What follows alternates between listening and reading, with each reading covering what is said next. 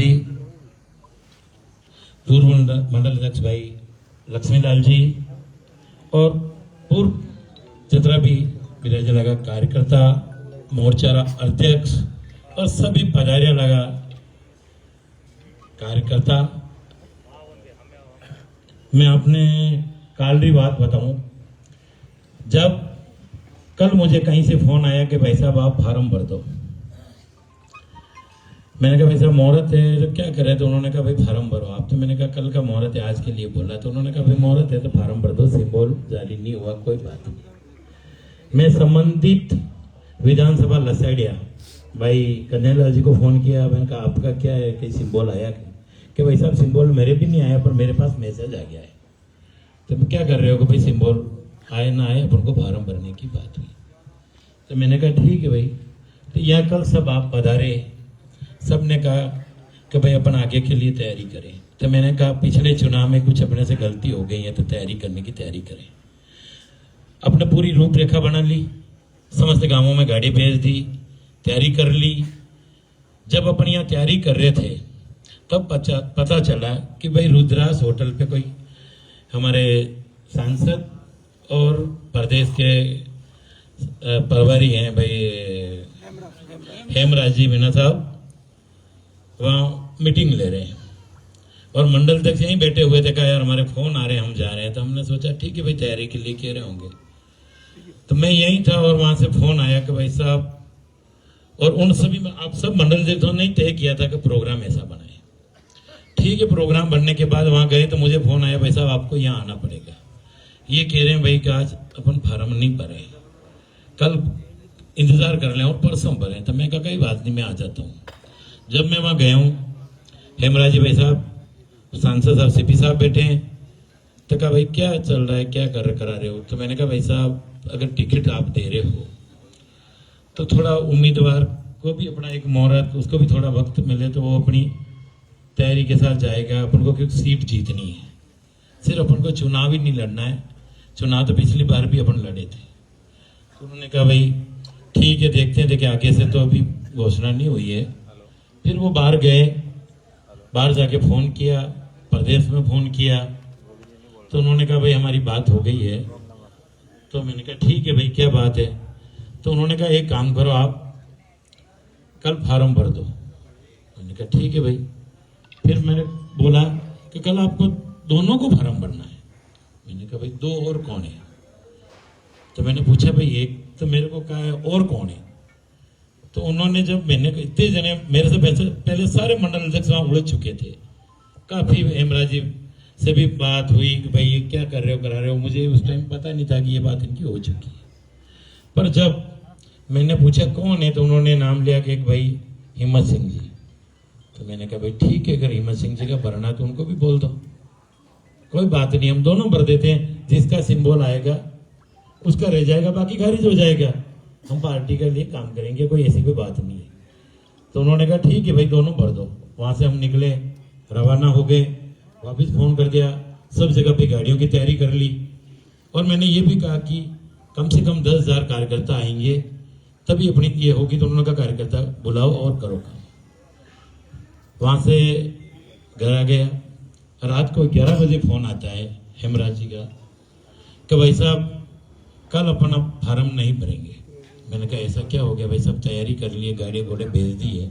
तो ऐसा प्रदेश से फोन आया है, प्रदेश से फोन आया है कि भाई अधिक सूचना जारी नहीं हो जाए हमारे कैंडिडेट, तब तक रोक दो और कल की जगह आप परसों भर लो।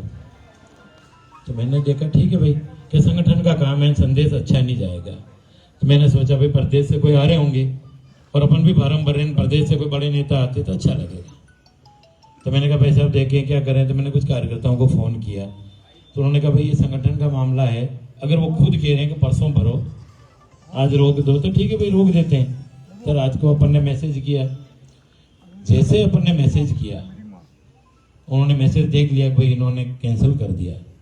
और रात की 1:30 बजे मैसेज चल गया था कि भाई घोषणा हो गई। देखा ठीक। तो मैंने कहा भाई इस अंधकार में रखना था, यह हमारी मेजोरिटी तोड़नी थी, कि ताकत को तोड़नी थी। उनको पता था कि भाई यहाँ अगर चुनाव में उदयलाल फार्म भरेगा तो जीतेगा। उन्होंने अपनी रूपरेखा बना रखी थी, मुझे नहीं पता था, पर इनकी रूपरेखा आज से नहीं, इनकी रूपरेखा इन्होंने हफ्ते भर पहले बना ली थी। आज कुछ साथी मेरे मावली से आए थे सुबह मुझसे मिलने, कह रहे कि फतेहनगर की एक फैक्ट्री में 4 दिन पहले ही सारे पैम्पलेट वगैरह सब छप चुके थे। इन्होंने पैम्पलेट भी छपा दिए और कैंडिडेट भी तय कर रखा था। आज की बात है ये सुना, मैंने कहा यार भाई मुझे तो इतना नहीं पता था, मैं इस अंधकार में रह गया। मैं कहा कोई बात नहीं, जो भी है। मगर सुबह जब मैं उठा तो उठने से पहले कार्यकर्ताओं का आना जाना ऐसा लगा रहा। मैंने कहा भाई क्या करें, आप जैसा बताओगे हम वैसा ही करेंगे। पर कार्यकर्ता जो आए दिन में, तो मैंने कहा भाई जो आप तय करोगे, क्योंकि चुनाव कार्यकर्ताओं से जीता जाता है। तो उन्होंने मुझे कहा भाई अपन ये करें वो करें, सारी बातें हुई, कोई बात नहीं हुई। मैंने कहा ठीक है। पर कार्यकर्ताओं का कहना ये था, ये जो टिकट दिया 283 बूथ है, वो इंसान कोई भी एक जना कह दे कि 15 नंबर बूथ जो है उस पे अपना कोई बूथ अध्यक्ष है उसको फोन कर दो, या 20 नंबर पे कर दो। अगर एक बूथ अध्यक्ष भी ये कह दे कि हिम्मत सिंह जी को टिकट दो तो दे देना चाहिए। 283 बूथ में से एक बूथ भी उसमें कहने के लिए तैयार नहीं। और जो इंसान को टिकट दिया है वो एक बिजनेसमैन है, धंधे वाला है, उसकी हिस्ट्री भी आप अच्छी तरह से जानते हैं। बिजनेसमैन है, बड़े पैसे वाला है, उसने भी चमत्कारी पैसे कमाए हैं, तो उसने चमत्कारी रूप अपने यहाँ भी दिखाया है। अब मैं किसी के लिए क्या बुरा कहूं, पर उसने अपना चमत्कार दिखा दिया। पार्टी ने, मैं पिछला चुनाव लड़ा हूं, मैं भगवान की कसम खाकर कहता हूं मैंने किसी को 1 रुपया नहीं दिया था। चाहे गुलाब जी के लिए कुछ भी कह दें, और मैं उसी पे रहा। लोग मुझे कह रहे थे यार कोई दिल्ली गया हुआ है, कोई जयपुर गया हुआ है ना, आप इधर घूम रहे हो।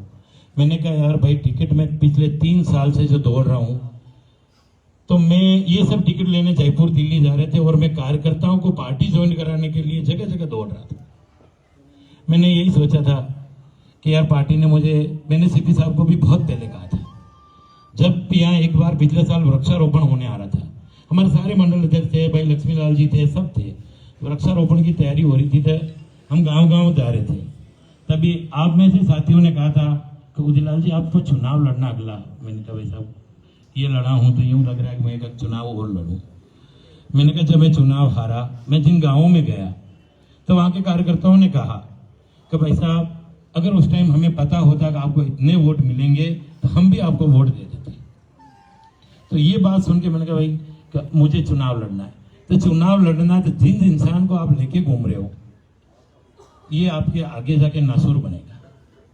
मैं समझ नहीं पाया, तो भी रात को सभी मंडल अध्यक्ष, भाई यहाँ के सरपंच साहब शंकर जी भी थे, लक्ष्मीलाल जी वैसा भी थे, सब ने तय किया और रात को फोन किया सीपी साहब को कि सीपी साहब जो पेड़ आप लगवा रहे हो, ये पेड़ जो लगा रहे हो वो पेड़ हम भी कर सकते हैं, मंडल के माध्यम से हम कार्यकर्ता कर सकते हैं, मगर जिन पेड़ को आप लगा रहे हो वो हमारे लिए एक नासूर पैदा कर रहे हो।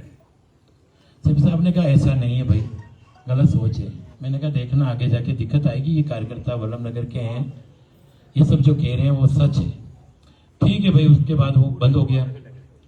कुछ दिनों बाद फिर वापस यही हरकतें आई, तो हमने कहा सीपी साहब को, सीपी साहब ये वापस हमें ऐसा लग रहा है कि आगे जाके नुकसान करेगा।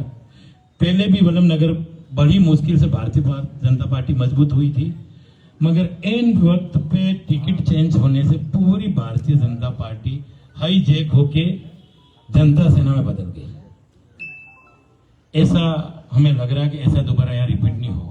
तो सीपी साहब ने मुझे कहा उदयलाल जी, मैं जिसकी कसम को मैं कसम खाता हूं कि ये इंसान कभी चुनाव नहीं लड़ेगा, आप अपने मन से निकालते।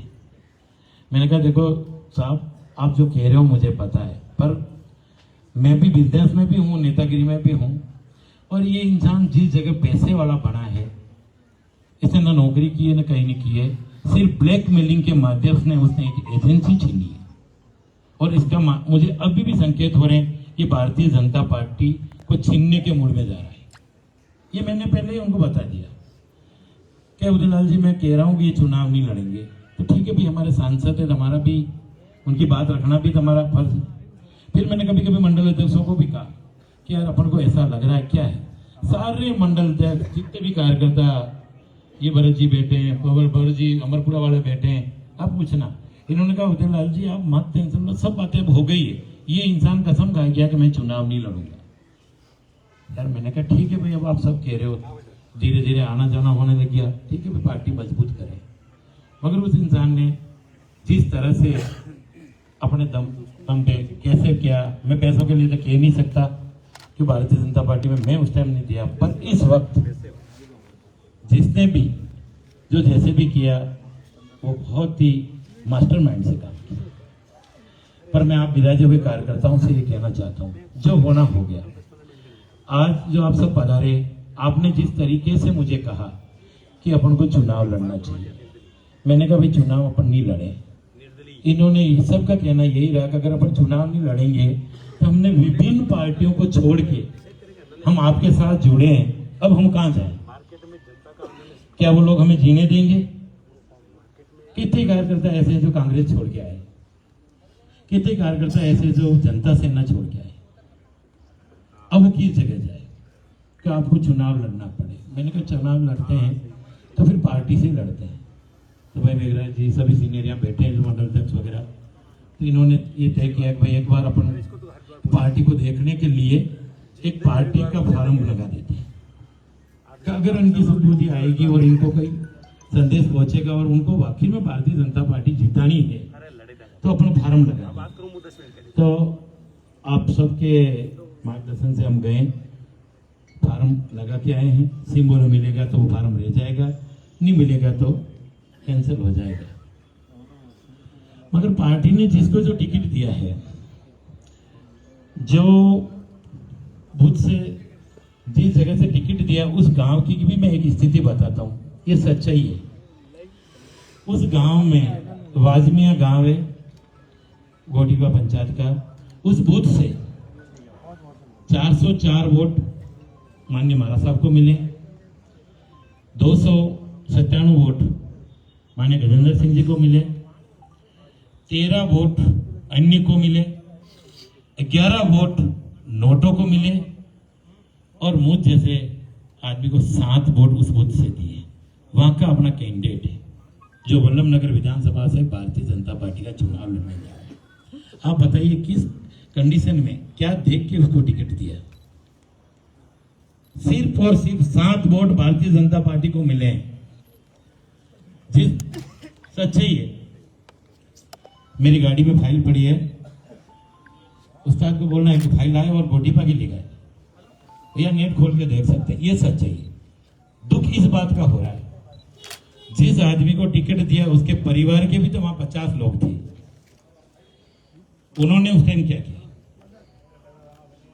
लड़ाई की शुरुआत कहां से हुई वो भी मैं बता दूं उनको, आपको।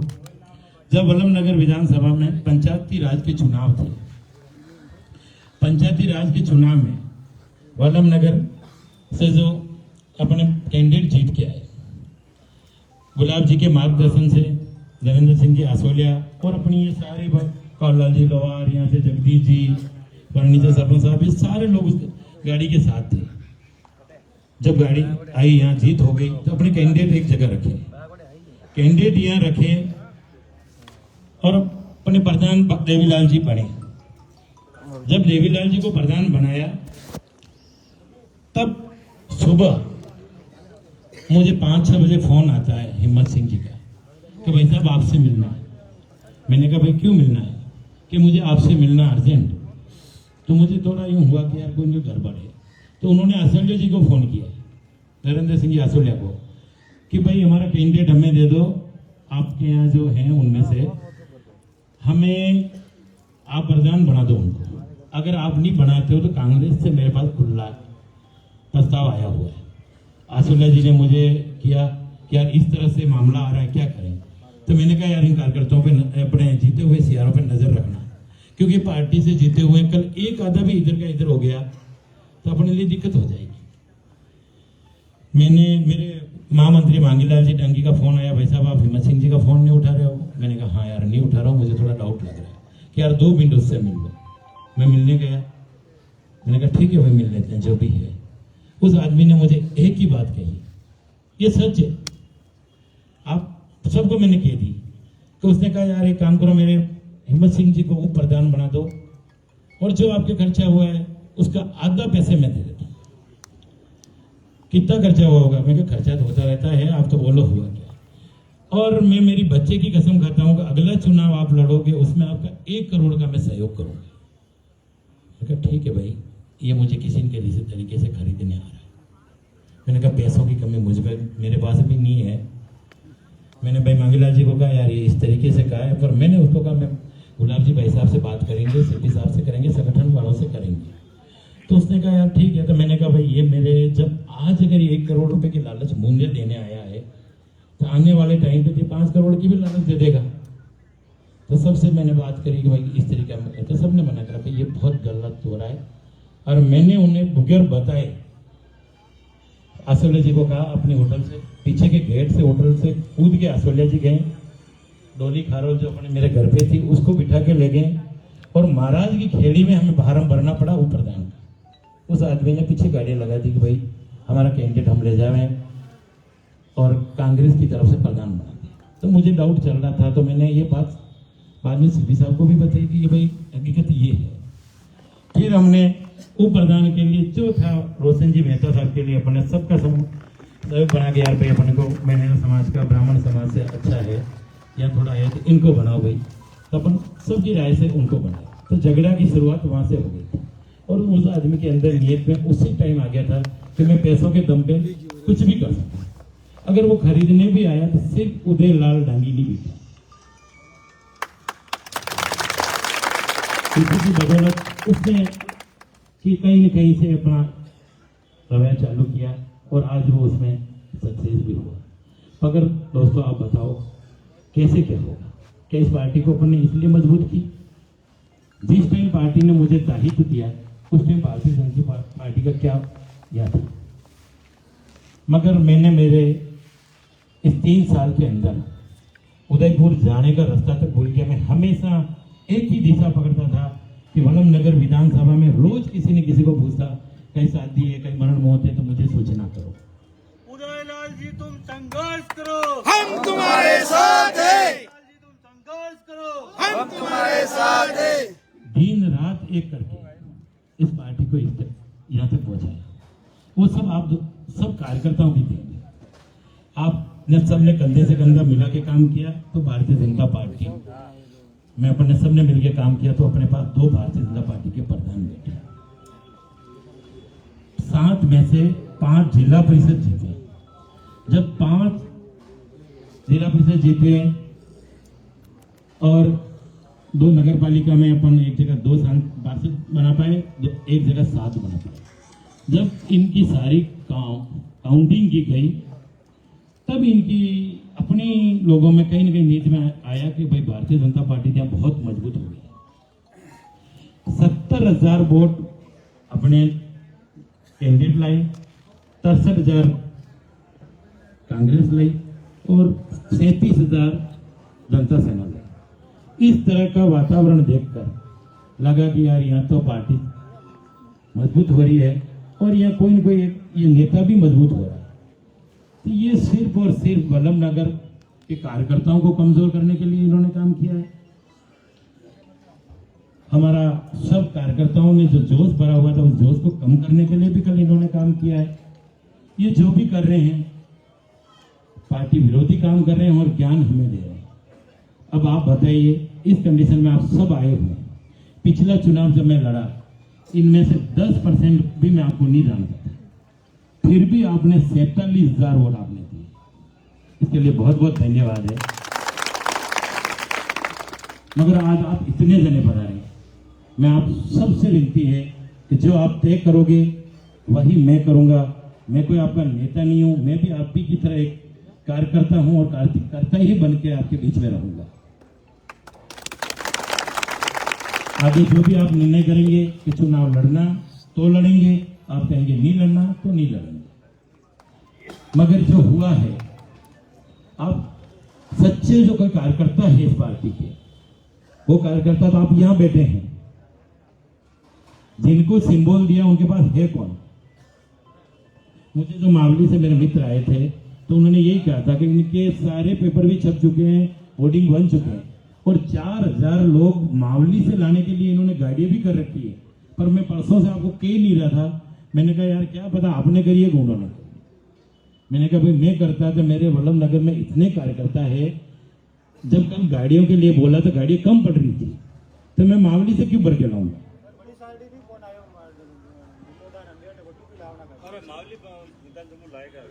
तो इस तरह से एक माहौल बना के कर रहे हैं। पर आप क्या समझते हैं, वल्लभ नगर विधानसभा के कार्यकर्ता हैं, जिसको टिकट दिया है, क्या लगता है मावली से वोटियां पड़ेंगे या चित्तौड़ से पड़ेंगे या बड़ी सादड़ी से पड़ेंगे? वोट तो आप ही दोगे। जितना भी कहीं से लाओ, पर यही है, अगर आप सचमुच दिल से अगर कहोगे कि चुनाव लड़ना है तो दमखम के साथ चुनाव लड़ेंगे और इनको बता देंगे कि कार्यकर्ताओं की ताकत क्या होती है। आज उनकी ये कंडीशन हो गई है कि फॉर्म भरने जाना है और उनके पास कोई नहीं। जब मैं जुड़ा हूं तब से सारे मंडल अध्यक्ष मेरे साथ कंधा से कंधा मिलाकर जो मेहनत की है, वो कार्यकर्ता और मंडल अध्यक्ष, मोर्चा अध्यक्ष, प्रधान, वो लोग तो अपन यहाँ बैठे हैं। मगर आपके पास दबाव भी आएगा, आप आराम से सोच लेना कि चुनाव लड़ना या नहीं लड़ना। अगर आप साथ लोगे तो हमें चुनाव नहीं लड़ना, चुनाव जीतना। आज 20 गांव में जाते हैं, अपने पास 100 कार्यकर्ता है। वल्लभ नगर का एक ही लाल, वल्लभ नगर का एक ही लाल, उदयलाल जी संघर्ष करो, हम तुम्हारे साथ हैं। उदयलाल जी संघर्ष करो, हम तुम्हारे साथ हैं। पूरी तैयारी भी चुनाव की कर रखी थी, रूपरेखा भी बना रखी थी। बस यही रहेगा कि अगर चुनाव लड़ना है तो अपने पास सिंबल नहीं है, और सिंबल अगर जो भी आएगा आप कहोगे तो चुनाव जीत करके भी वापस भारतीय जनता पार्टी ही संभालेंगे। इनको बता देंगे और इनको बता देंगे कि यहाँ के कार्यकर्ता सिंबल बदल सकता है, मगर वल्लभ नगर विधानसभा में विधायक भी जीता सकता है। आप अगर कहेंगे, आप सब अपन बैठे हैं, अपन वापस तय करेंगे, फॉर्म अपने लगाया है और उच्च नेताओं तक की अपने बात भेज दी है। पर मेघराज जी कह रहे जो भी सही है कि जब सौदा बड़ा बैठा होगा तो उससे ज्यादा तो अपन उधर नहीं लगा के कार्यकर्ताओं में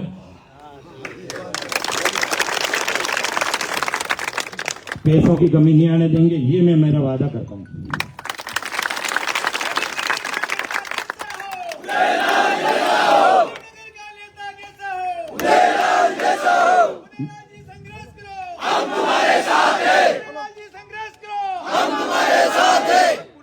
मेरे सभी भाइयों, आप सबसे के चरणों में मेरा नमन है। इस वल्लभ नगर विधानसभा को आप बचाइए। हाँ बोलिए सर। भारत माता की। हाँ बोलिए।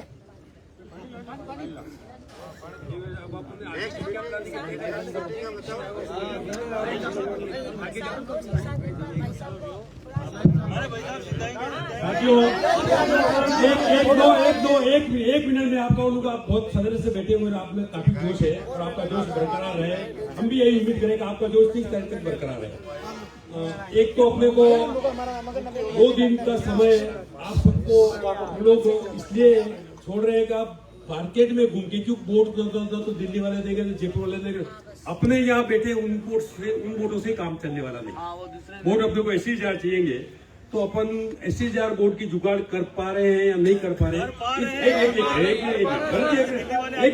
एक मिनट भरत जी, मेरी बात को जान दो। अपन इस सारी बात का एनालिसिस आप 2 दिन, आज 7 तारीख हुई है, 8 तारीख और 2 तारीख, 8 तारीख और 9 तारीख तक अपने अपने फील्ड में अपने अपने क्षेत्र में घूम फिर के सारा इस बात का एनालिसिस कर ले और अपन 10 तारीख रविवार है, 10 तारीख रविवार के दिन अपन सारे लोग वापस यहाँ इकट्ठे हो रहे हैं। 10,000 की तादाद में पब्लिक यहाँ इकट्ठी होगी और अपन उस दिन यदि अपन 10,000 आदमी इकट्ठे होंगे तो उदयलाल जी का फार्म रखेंगे, बाकी बलि का बकरा बनाने के लिए फार्म नहीं रखवाएंगे। सीधी बात है, ये स्पष्ट बात है। 10,000 आदमी अपन इकट्ठे कर पाएंगे यहाँ तो उदयलाल जी का फार्म रखवाएंगे, बाकी फांसी पर उनके पे चढ़ाने के लिए फार्म नहीं रखवाएंगे।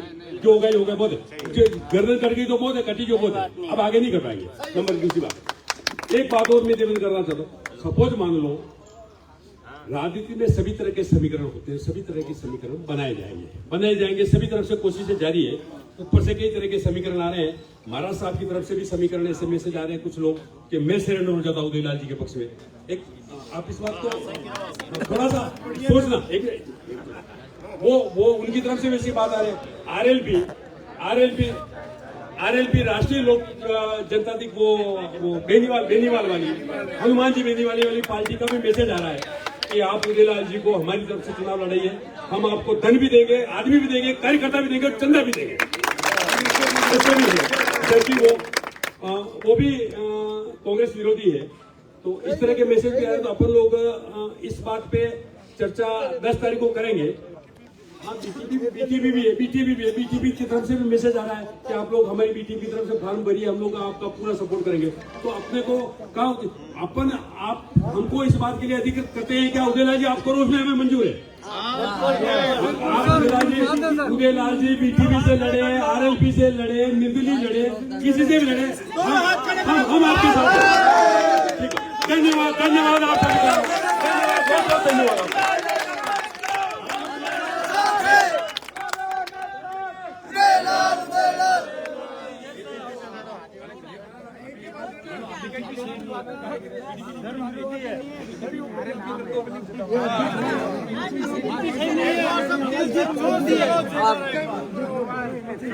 वल्लभनगर का नेता कैसा हो? वल्लभनगर का नेता कैसा हो? एक निवेदन और कर रहा हूँ, अरे मना मेरी जरूरत नहीं, भाई चलोगे? एक निवेदन और कर रहा हूँ यदि अपने को साथियों, एक निवेदन आपसे हाथ जोड़कर मेरा निवेदन हो रहे, आप और हम चाहेंगे वही होगा। कल के बारे में आपसे निवेदन है, हाथ जोड़कर निवेदन है कि आप कोई भी अपना वहां जाके भारतीय जनता पार्टी की रैली में जाके उनका हिम्मत नहीं बढ़ाए, उनके होते बंद करने। आप कल कोई नहीं जाएगा, अपने ज्यादा साथियों को रोकेंगे, अपने सभी साथियों को, चाहे कोई भी पदाधिकारी हो, प्रधान हो, पंचायत समिति मेंबर हो, जिला परिषद मेंबर हो, किसी प्रकोष्ठ के अध्यक्ष हो, कोई नहीं जाएगा कल, ताकि वो मैसेज आएगा कोई हमारे साथ नहीं है, मेरा दल का कोई ऐसा नहीं है। ठीक है।